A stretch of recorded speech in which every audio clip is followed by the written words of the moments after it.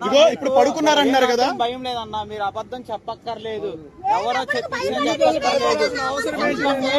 ఒక నిజం అనేది బయటికి వచ్చింది.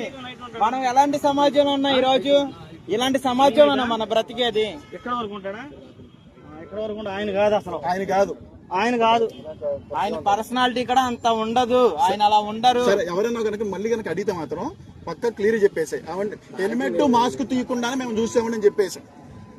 అంటే ఏమనుకున్నారంటే సీసీ కెమెరాలో ఎక్కడ కూడా పడకుండా చాలా జాగ్రత్త పడ్డారు. ఆ పడుకున్న వాళ్ళు ఎవరైనా చూస్తే ఒకసారి ఆ స్టాండ్ ఆటో వాళ్ళు ఎవరైనా చూసారా? ఫోటో 7 సంవత్సరాలు కదా ఆయన.